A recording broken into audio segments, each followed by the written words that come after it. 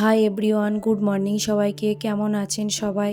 সকাল সকাল ঘুম থেকে উঠেই আগে টুথপেস্ট নিয়ে গোসল করতে গিয়েছিলাম, কারণ আজ একটু তাড়াই আছে।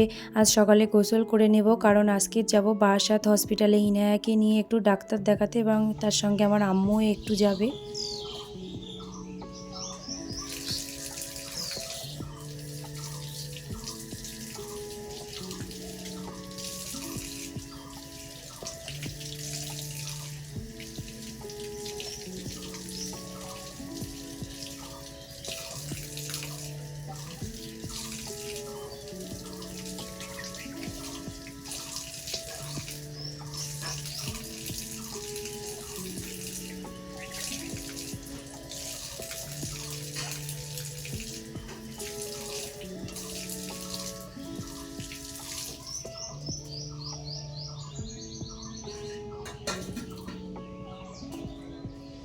আগেই বলে রাখি, এখন আমি আছি ইনায়ার নানুর বাড়িতে।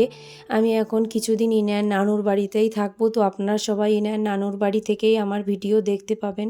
আমি 8টার দিকে উঠেছি, কিন্তু আমার ইনায়া ঘুমাচ্ছে। সে রাতে ইদানিং যেন খুব দেরিতে ঘুমাচ্ছে, 11টা 11:30 বাজিয়ে দিচ্ছে। তো সে এখনও ঘুম থেকে ওঠেনি, সে ঘুমাচ্ছে। সে উঠলে তাকে রেডি করিয়ে খাইয়ে দেন আমরা বেরিয়ে পড়ব। আমি আর ভিডিও অন করতে পারিনি, একেবারে রেডি হয়েই ভিডিও অন করেছি। তো বেরিয়ে পড়লাম। সকাল সকাল কিন্তু বেশ গরম দিয়েছে, এখন কিন্তু প্রচণ্ড গরম পড়ছে। ইনায়াকে একদম একটা সাদা পাতলা জামা পরিয়ে নিয়েছি। কিন্তু আমাদের বাড়ির সামনেরই ভিডিও, সবে বাড়ি থেকে বার হয়েছি। এখন বেলা 9টা 10-15 এরকম বাজবে। এখনই দেখুন কি প্রচণ্ড রকমের রোদ্দুর পড়েছে। জানি না আজকে কিভাবে দিনটা কাটবে। এবারে কিছু কথা বলি। আমি অনেক দিন, প্রায় 1-1.5 বছর এর বেশি বারাসাত হসপিটালে যাই না। সেই আমার ডেলিভারি হওয়ার সময় গিয়েছিলাম সেই। তবে এখন গিয়ে যা দেখলাম, হসপিটালটা পুরোপুরি চেঞ্জ হয়ে গিয়েছে। আমার বেশ ভালোই লাগলো।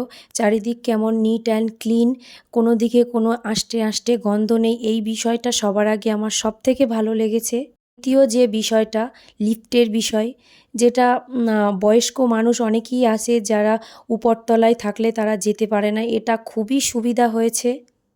একটা বিষয় সেটা হলো যে লাইনে দাঁড়িয়ে আউটডোরে ডাক্তার দেখানো, সেই বিষয়টা খুবই ভালো করেছে। সেটা হলো লাইনে দাঁড়িয়ে আর কাউকে কষ্ট পেতে হয় না, বসার জায়গা আছে সেখানে বসতে হচ্ছে।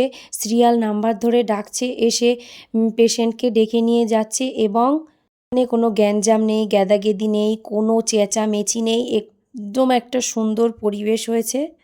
আর যদি বলি ডাক্তার দেখানোর বিষয়টা, সেটা একদম পার্সোনালি যে ডাক্তার দেখানো হয় সেইভাবে ডাক্তার দিচ্ছে, খুব সুন্দরভাবে দেখছে, এবং পেশেন্টের যে অসুবিধা আছে সেগুলোকেও বলা হচ্ছে। সে ধীরস্থিরভাবে সেগুলোকে শুনছে, তারপরে প্রেসক্রিপশান লিখছে।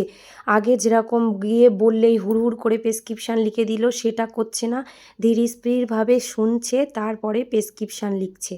একটা অসুবিধায় আছে, যেখানে টিকিট আউটডোরে যেখানে টিকিট কাটা হয়, সেই জায়গাটা একটু সুন্দরভাবে ডিসিপ্লিনভাবে করলে হসপিটালটা একদম সুন্দরভাবে হয়। তবে আমি পুরো হসপিটালটা ঘুরে দেখিনি, আমি যেটুকু দেখেছি সেটুকুই বলছি। খুব সুন্দর লেগেছে এবং আমার খুব ভালো লেগেছে, পার্সোনালি খুব ভালো লেগেছে। সবারই আমার মনে হয় সবারই ভালো লাগবে এই বিষয়টা। হসপিটালটা যেভাবে উন্নত করা হয়েছে, সেরকমভাবে যদি শিক্ষা, সাংস্কৃতিক আরও যেসব বিভাগ আছে সেইগুলোকে যদি এরকম সুন্দর ডিসিপ্লিনভাবে দেখা হয় বা এরকমভাবে পরিচালনা করা হয়, তাহলে হয়তো ও খুব ভালো হতো, ও জনসাধারণের খুব উপকার হতো। বর্তমানে আমাদের রাজ্যে যে নতুন সরকার গঠন হয়েছে, আমরা তার কাছে আশাবাদী যে তিনি হয়তো এর থেকেও ভালো কিছু করে জনসাধারণকে সেটা উপহার দেবেন। তো যাই হোক, আমি কিছু কথা বললাম, কার কেমন লেগেছে একটু আমাকে কমেন্টে বলবেন। আর কেউ যদি বারাসাত হসপিটালে গিয়ে থাকেন, তার কেমন লাগে এই বিষয়গুলো একটু কমেন্টে জানাবেন। এই তো আমি বাড়ি এসেছি, আর কোনো ভিডিও করতে পারিনি। প্রচণ্ড রকমের ক্লান্ত, প্রচণ্ড রকমের গরম ছিল আজকে। বাড়ি এসেই সবার আগে ফ্রেশ হয়ে নিয়ে খেতে বসে গিয়েছিলাম, কারণ খিদে পেয়েছিল। ইনায়ারও খুব খিদে পেয়েছিল। ঘড়িতে তখন প্রায় 3টের কাছাকাছি বাজে। আমি সঙ্গে করে সুজি রান্না করে নিয়ে গিয়েছিলাম, কিন্তু সে এক চামচও গালে তোলেনি। তো এটাই ছিল আমার আজকের ভিডিও। কে কোথা থেকে দেখছেন একটু কমেন্টে জানাবেন, আর আমার চ্যানেল একটু সাবস্ক্রাইব করবেন, আমার ভিডিও একটু শেয়ার করবেন, লাইক কমেন্ট শেয়ার করবেন। সবাই সুস্থ থাকবেন, ভালো থাকবেন, নিজের খেয়াল রাখবেন। চলুন আজ তবে আসি।